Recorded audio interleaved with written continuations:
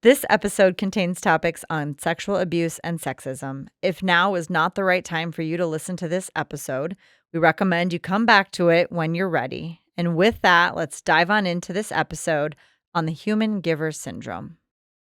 Hey, Mariah. Hi.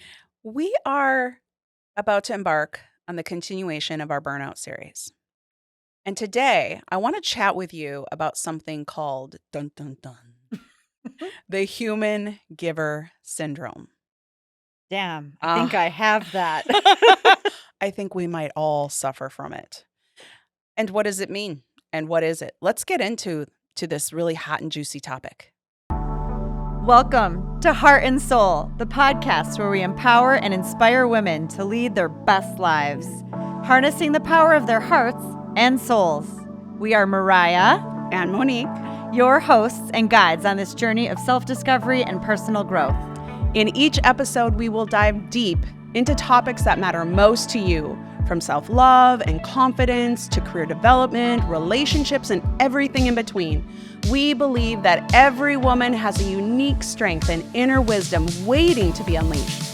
Join us as we cover insightful heart and soul-centered topics and interview incredible women who've overcome challenges, chased their dreams, and found their true purpose. Through all of this, you will discover practical tips, strategies, and real-life stories to help you navigate life's twists and turns.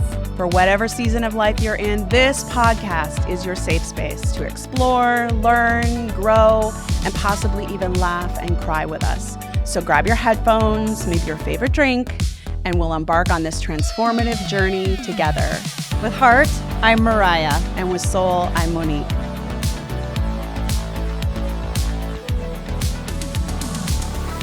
Okay, so human giver syndrome runs a very thick thread line through the book, Burnout. It's really,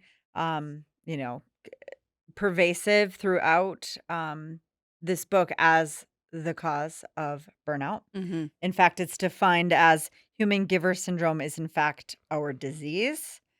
And the book we're reading, Burnout, is the prescription to fight the disease. And so Yes.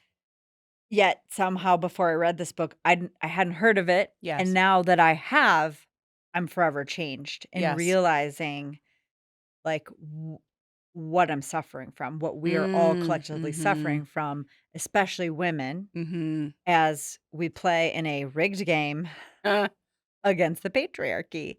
So caveat, Monique and I are both love men and have many Yes. amazing men in our I lives. have 3 sons. You have 3 sons. Yes. And a grandson.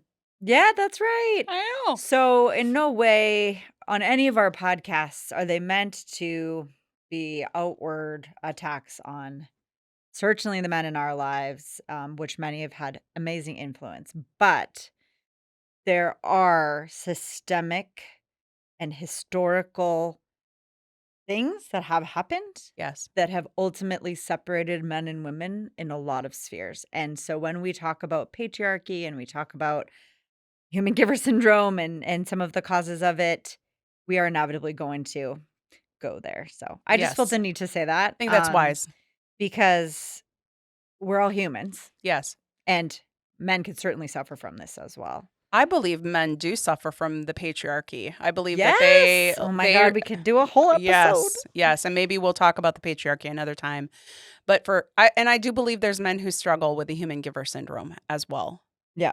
So this is not a slight on men. I do believe that they suffer. But that said, it is an undercurrent that before we read the book, we were not maybe aware of.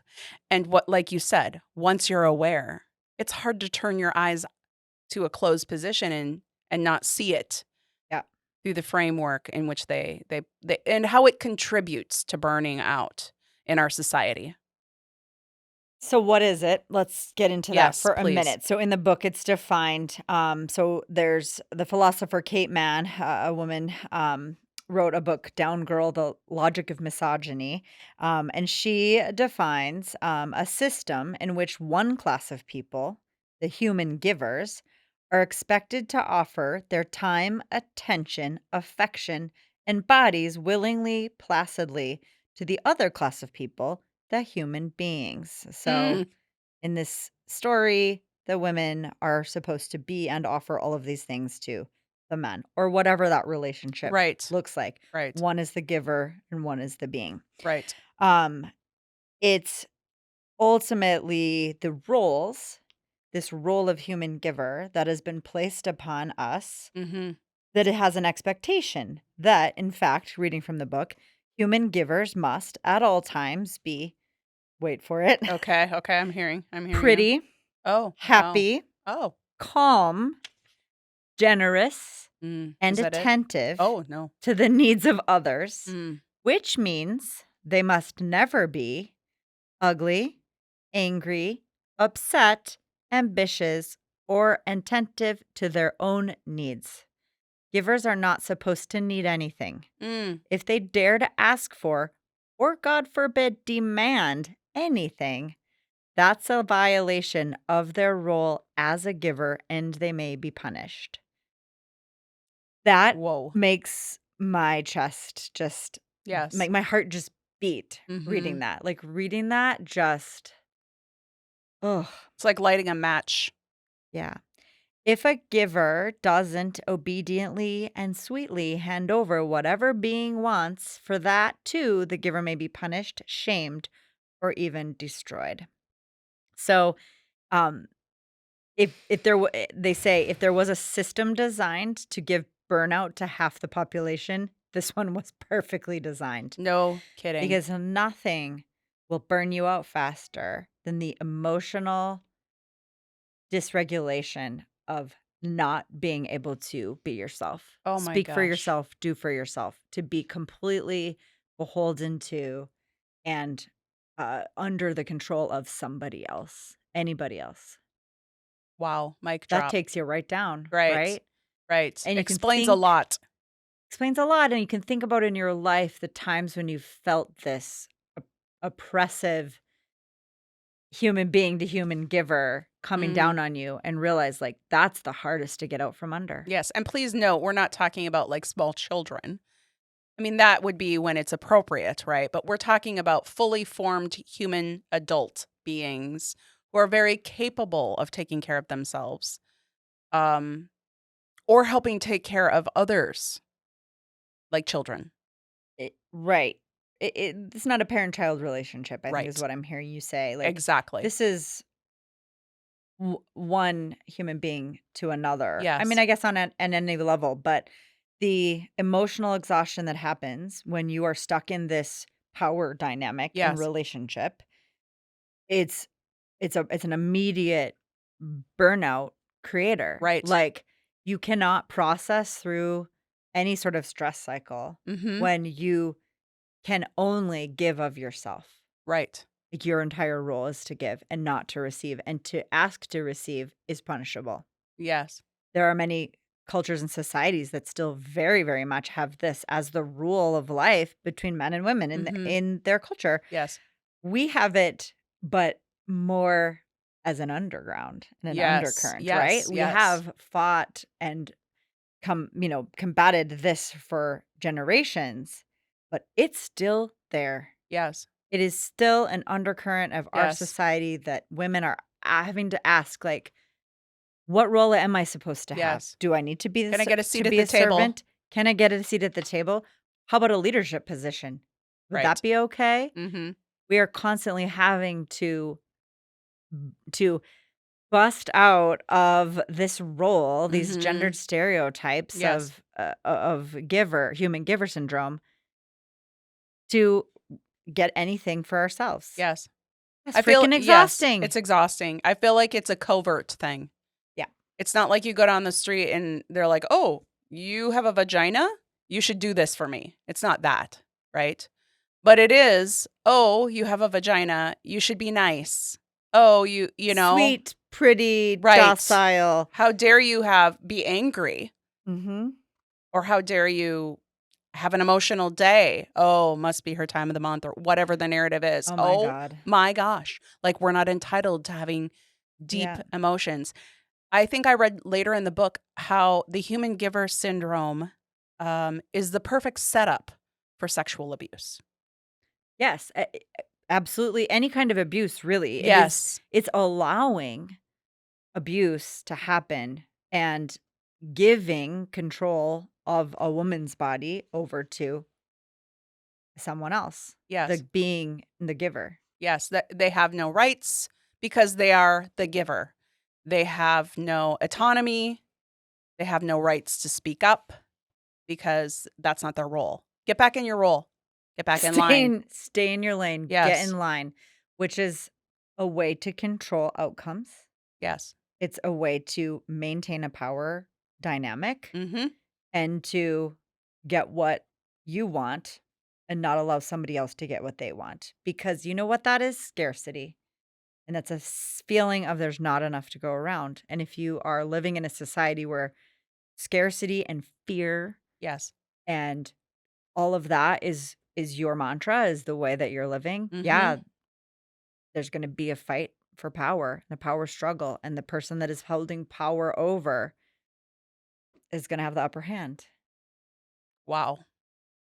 That sucks. Yeah, it's no wonder so many of us well, I think okay, so I think about women. It's no wonder so many of us powerful, educated, bold women bump up against the confines of this human giver syndrome. Mhm. Because when we're viewed by half the culture or probably women participate in the human giver Oh, syndrome as well, 100%. right?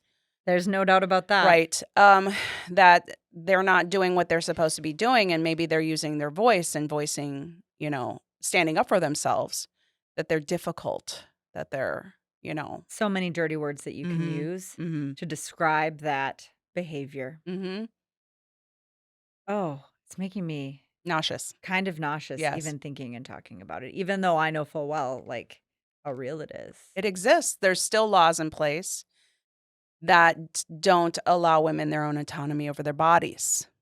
Yep.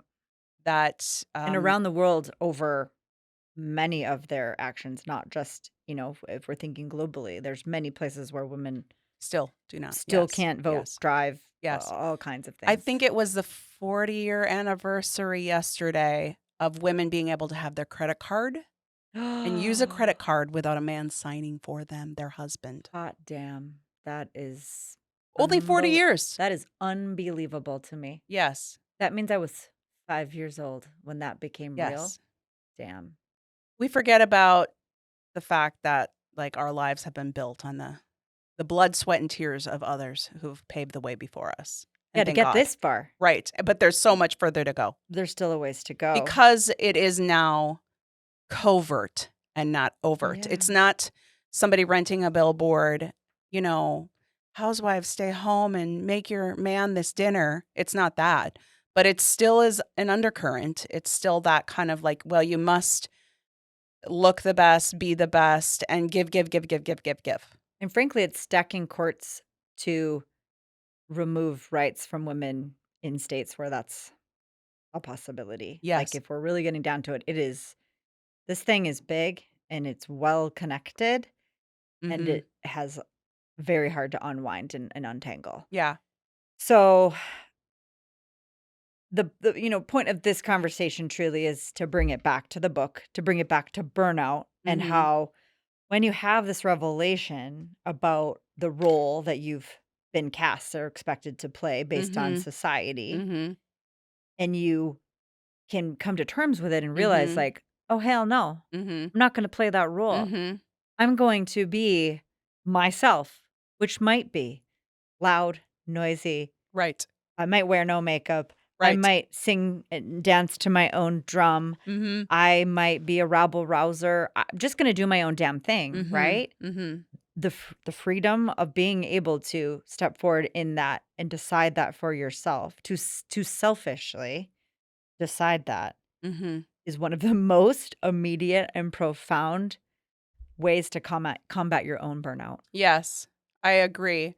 To basically give yourself a voice and stand up for yourself as if you were to stand up for another. Yeah. Pretend you're like a third person. And like, I remember having a thought a couple years ago. I don't know how long ago it was, but it was a while ago where, I'd kind of gotten out of the caretaker role with my kids. And I was like, nobody's going to stand up for me.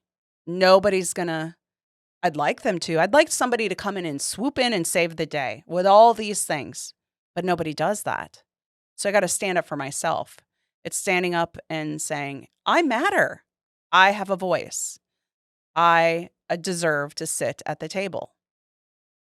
And so I feel like the more we talk about it and empower other givers, human giver syndrome people, the more we demystify, or maybe we open the eyes to it, because it is covert. And I think it persists within the fabric without us being aware of it. Talking about like, oh, I have a disagreement. Well, I'll just remove myself. Well, how about they remove themselves? Oh my God. Right? Mm-hmm. Mm-hmm. Right? Like, how often has a story been told about, say, a sexual assault Right. where we have to actually have a mantra now of believe her because we Right. wouldn't just believe that it could be true that Mm-hmm. something bad happened? Yes. It's like, well, why didn't she leave? Why didn't he not rape her? Right? Like, I Right. mean, just like being Right. very real. Like, Right. but what do we focus on? The We have victim. to change the narrative. We have to Mm-hmm. change the narrative away from the power over and that dynamic of being over a giver. Right.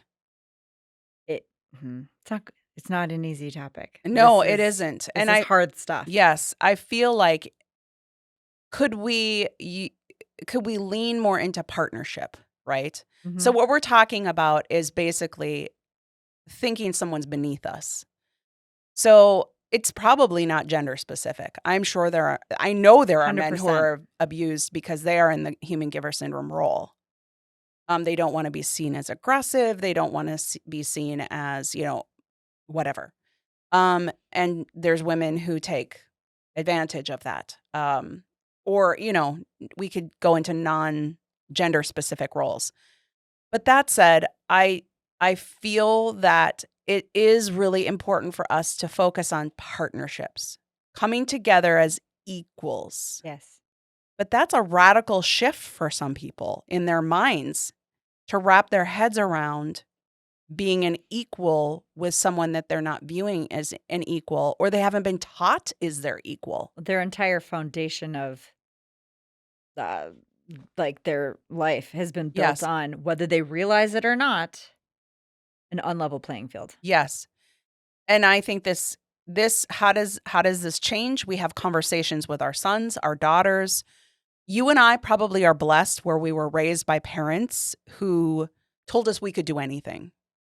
I mean, we certainly started out a step above. Yes. We recognize that and are grateful for that every day. Yes. Like it's interesting to think about like, oh my God, all the ways that this could be worse for me, Mhm. but I can't stop at that. I can't stop Right. and say, so Yes. therefore I'm good. I don't have to do anything. No, I want my daughters, their spouses someday, like my husband, my friends, like Yes. we need to be talking about this. Yes. What does it mean to have this perception of how somebody should be in that human giver role? Right. So I'm thinking about it and I'm thinking about a time a word that comes up in the book is selfishness. Mm. That like taking care of yourself is Mm. selfish. And you've heard me tell the story before, but one of the most profound moments of my adult life, Mhm. it was summer 2020, very difficult time, especially Mhm. for a business owner whose business was dead in the water.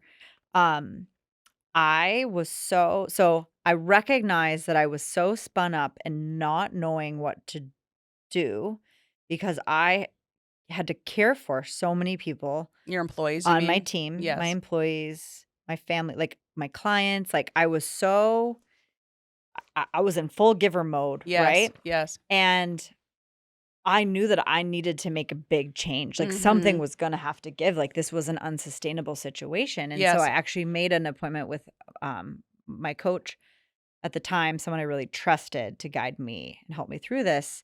And we had this 2-hour long conversation, which one of the most memorable parts of it was that there were hummingbirds buzzing all Mm, around my head the entire time, like actual real live ones. It was that's pretty cool. phenomenal. Yeah. I was very indicative of like the energy that I was giving off, right? Yes. Um, and during this conversation, it was literally like an actual breakdown of my perception of selfishness. Oh, fascinating. I couldn't let go of caring for everybody else Mm. because I viewed that as so selfish that Yes. I couldn't be that way. Right. That's not who I was. I wasn't a selfish person. And my coach had to help me reprogram my brain to realize that not taking care of myself Mhm, first mhm. was actually the most selfish thing that I was doing. Mm. Oh my Mind God. blown, I bet. Mind blown Yes. because in letting go of that need to give, Yes. taking care of me, I Yes. could start to build back up the way that I interacted with the world Mhm. personally, the relationships that I grew that were more based in partnership, Yes. more based in like equal levels of Yes. contribution, Yes. far healthier, Yes. and have a brand new sense of the concept that selfishness does not mean what I think that it meant. But Mhm. I was so programmed.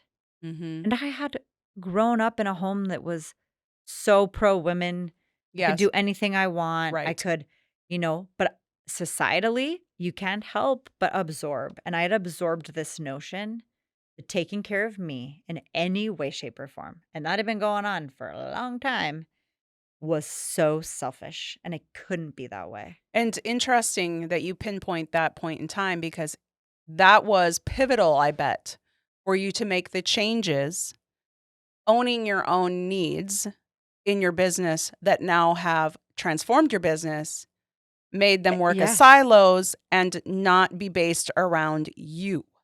Does that make sense? 100%. Like, in that, I was actually being incredibly self-centered Mhm. to think that I was the center of this Mhm. world, when taking care of myself allowed me to deconstruct that more Yes. or less. Yes.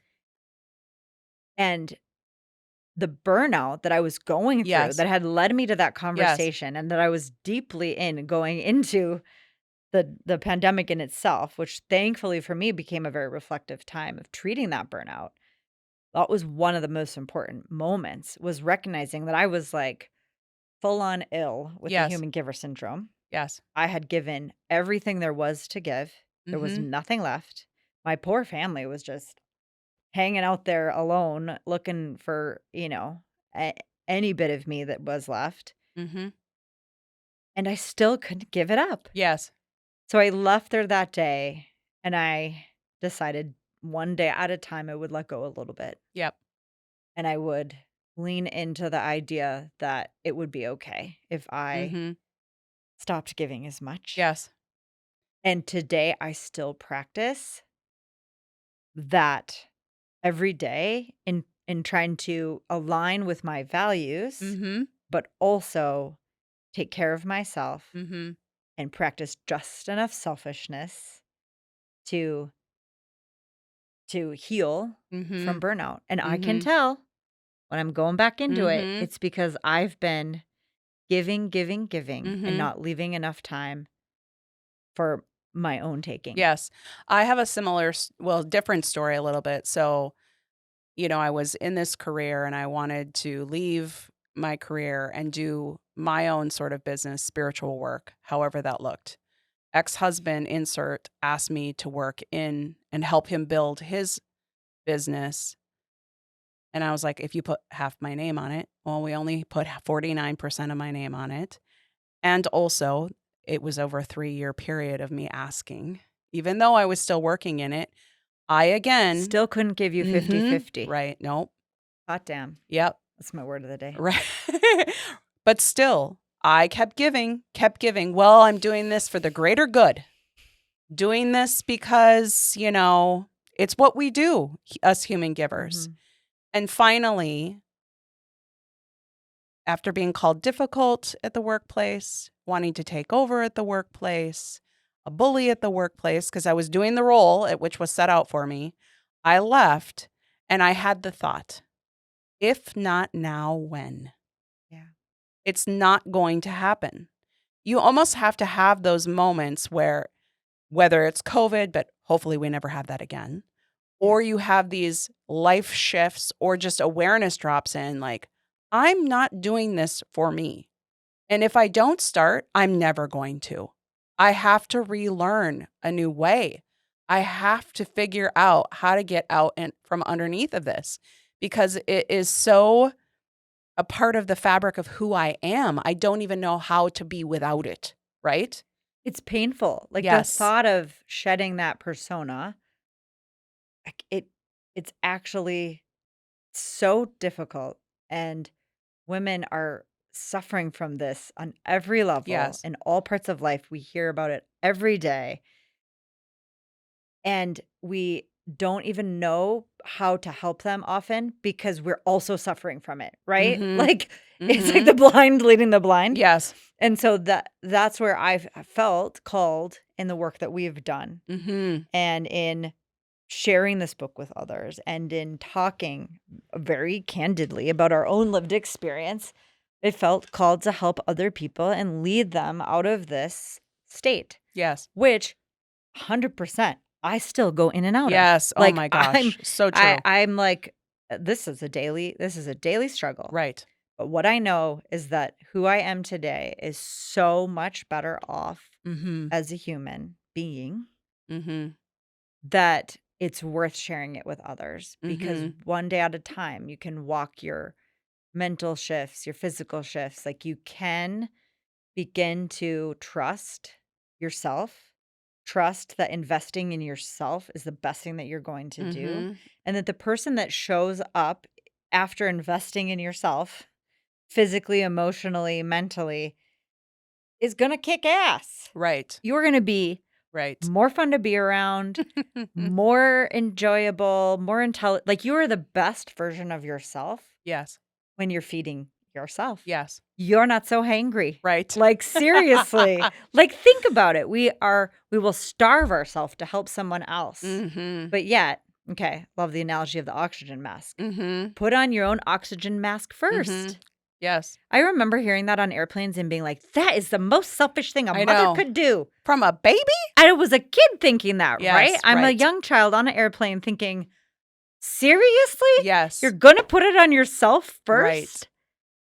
But then they Holy explain cow. later on that if you don't put it on, you might be like unconscious from lack of You oxygen can't help to your put it kid. to, yeah, right. Exactly. Yeah. It's it's crazy. So now we have moms raising families, not helping themselves, not being helped by Mhm. society. And guess who's suffering? The kids too. Yes. The The whole husbands family too. structure.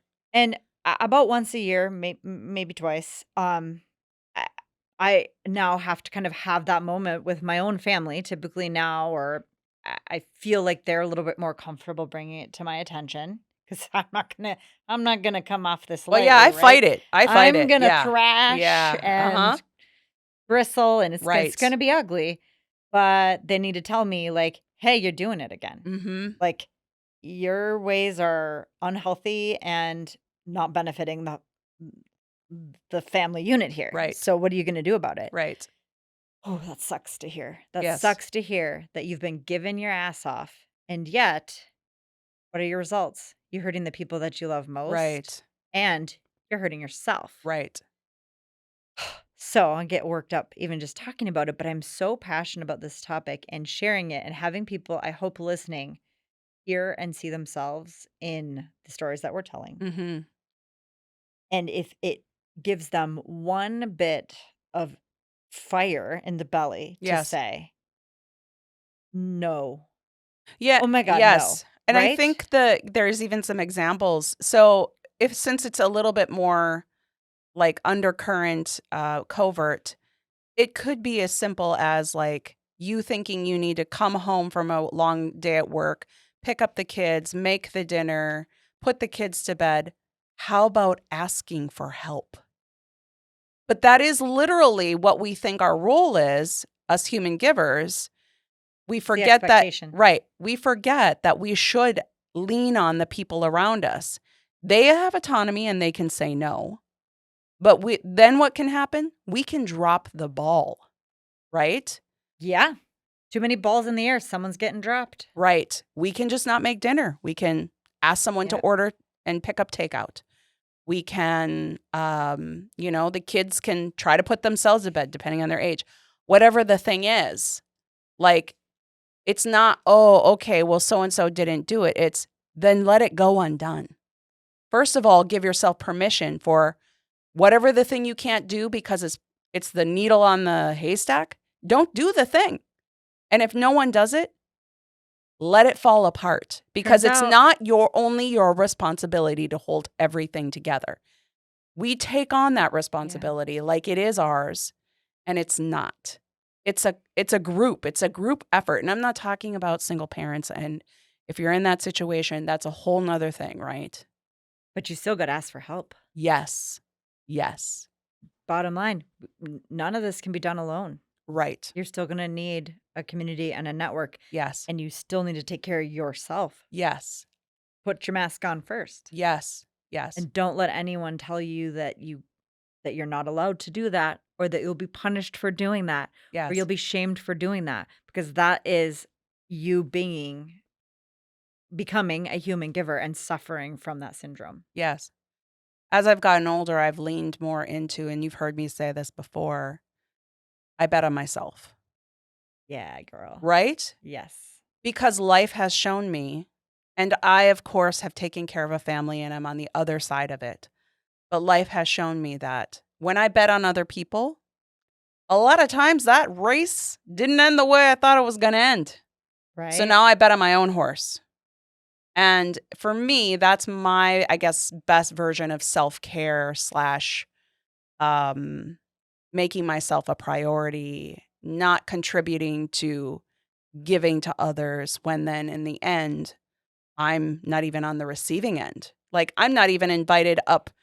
My horse might finish that I put all my effort into first in the race, but I'm not even invited on the podium or even let anyone know that I participated in it. Right. In the race, like that I funded, I fed, I cared for the horse. The horse is up there getting all the glory or whatever the analogy is. So now I'm just like, I deserve that.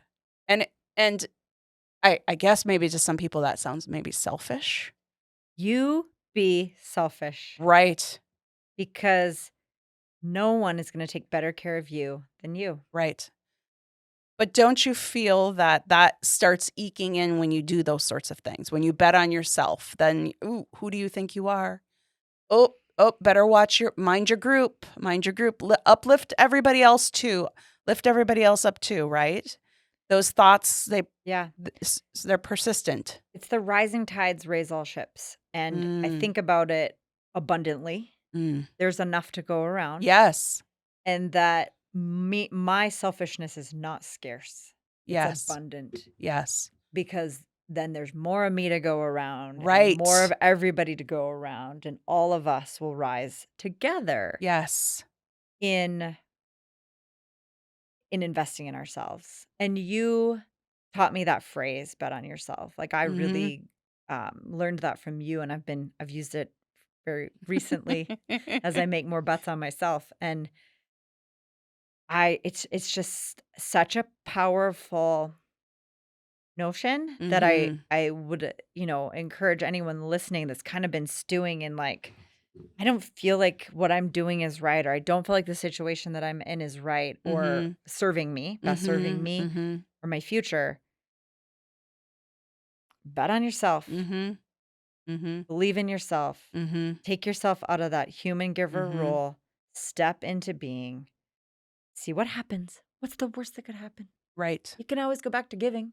People will be there taking. It's not a problem. It's so true. Like, seriously, if you really miss giving, don't you worry. People will be there to take. It's true. Not a problem at all. Just go out on the street, and if you think you have, like, $1 or whatever, people are going to ask. It's going to be fine. You're going to be able to give. It makes me think of another phrase, and I think I probably even said this recently on a podcast, but something I've been saying so much lately, and I've been driving home, and I've said it to you, no is a complete sentence. Yes. It's not only that it's a no, it's that it requires no further justification. Right. I don't owe you anything in a Right. justification for my no, Mhm. because the expectation as the giver is that I did owe you Right. that expectation, Right. to the point that's like the things that I'll make up or people will make up to justify a decision when the Mm. bottom line is it's just a no. Mhm. And it's Right. hard even saying that, I wanna justify Right. why I said that, You wanna give right? excuses or reasons, But I've right? seen powerfully that no really benefit people. It Yes. gives back power to yourself. Mhm. How you feel after you just drop that no and walk away or Right. remove yourself from the situation, you might just do it again quickly Mhm. because you feel empowered. You did something for yourself because the justification immediately begins to tear down the power of Yes. your decision making. Yes. Let's give a scenario. You come home from work, everybody else is home from work. Are you making dinner? No. No. I love it. I love it. Right? It's No. dot, period. Right. Just- Let's, as a group, come up with oh, I something, like or it. let's just eat peanut butter and jelly. I don't know. I don't care. But what I can tell you, No. I'm not making dinner. Right. No. And I think, so to get out of the human giver syndrome, I feel like some of it is a personal permission. To say no. Yes, to say no, and also to give yourself, yes, to say no, and also to be allowed to have a vote, right? Yeah. You've been in these situations where you're around the table, the family wants the dinner. Oh, I'd like macaroni and cheese. I'd like pizza. No. Or Nope. I'd like Alfredo. Who's going to make it for me? Right? Like, I just think we have to give ourselves the chance and give ourselves permission to be bold and in the room and, Yeah. show up. Because that gets people's attention. Oh, A yes. no will get a lot more attention than a yes. It changes the narrative. Well, what are we going to do with this? Yeah. Right. Yes. I love this. I feel like this conversation is so important Mm-hmm. to be having and to be giving women these tools, these just little small things that Mm-hmm. can make a huge difference Mm-hmm. in fighting burnout, Mm-hmm. getting getting yourself back so then you can take that and do more good with it. Right. Like that's the whole like broken piece, which is that Mm-hmm. somehow if you give more, you'll get Mm-hmm. like you'll achieve this next level. Or that like that's what's going to get you there. Mm-hmm. And the reality is it's Mm-hmm. actually giving less Yes. is going to get you there faster. Or giving more to Oh, yourself. giving more to yourself Right. and giving away less is going Yes. to get you to the next place that you want to be faster. Yes. It's so counterintuitive. It hurts my brain to even say it, Yes. and yet I have lived it, and I can tell you It it's works. worth a shot. Yes. It's worth a worth a shot. I like shot. that. Anything's worth giving a try, right? And Right. Take it to the lab of life. oh, I love the lab of Yes. life. Right? Yes. Try it out. Doesn't mean it's going It's the to worst be that could right for happen. you. Doesn't mean it's going to be wrong. Just try it out with curiosity. Yeah. See how it works in your life. See how people in your life react. And don't get into the emotional back and forth. Just, oh, well, isn't that interesting? Somebody just had a meltdown because I wouldn't make dinner. Huh.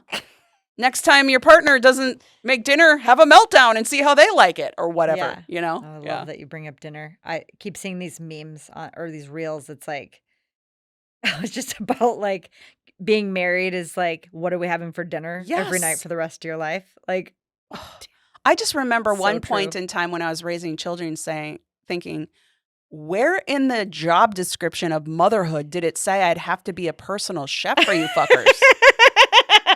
Oh, I mean, I like cooking, but come on. I love it. I am not the only adult in the room. Oh, relatable. I am sure people listening can certainly relate to a lot of this. I hope that we've touched some hearts and souls and lit a fire under, Yes. how do you want to show up differently? Mm-hmm. And all of that in order to recognize, well, that is what's causing your burnout. That is Yes. largely what's causing it. And then many of the modalities that we have talked about in our previous episodes have been how you can get out of it. Yes. Like tools to get out of it are Yes. many. Yes.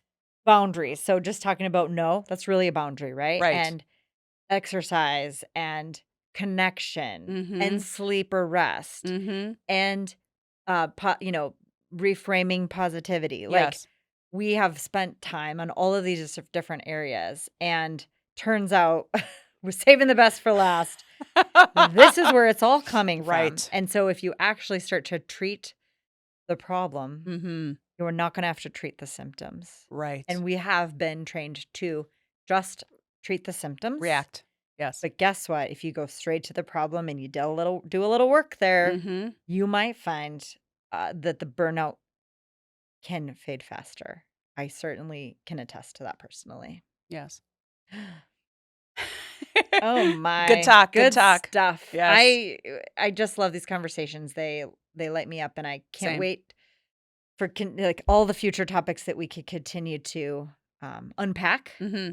from our own relatable life experience and offering points of view of other people that we have come across. So, oh, it's amazing. And if you're out there listening and there's something else that, you'd love to hear us talk about, please do share that on our Instagram. We'd love to hear from you. And if this podcast made a difference for you, we would just feel so amazing to hear about it and to Yes. know that our All we really, Yeah. really want is to feel seen. yeah. And so if our stories, sharing our stories helps you feel seen and demystifies how hard life can sometimes be and how you just have to stand up and show up, right? And change little things. That's Yeah. really what we want. We want to lift others. So let us know. It's Yes. always helpful to hear. Yes. Thank you. You're the best. You are. Cheers, friends. You've just finished another episode of the Heart and Soul podcast. We hope that you've enjoyed the show, and if you've loved it, we would love if you'd leave us a 5-star review on whatever platform you're listening. You can find links to leave that review in the show notes, where you'll also find other resources that we reference on our show. And if you think a friend could find value in today's episode or any future episodes, please share this episode with them on social media. This is one of the only ways the podcast can organically grow, and we just can't wait to connect with you and all of your besties. You can also find Monique and I on our many social media platforms or our websites, and we're going to leave links to those in the show notes as well. Thank you for listening. We look forward to sharing our hearts and souls with you again next time. With Heart, I'm Mariah. And with Soul, I'm Monique.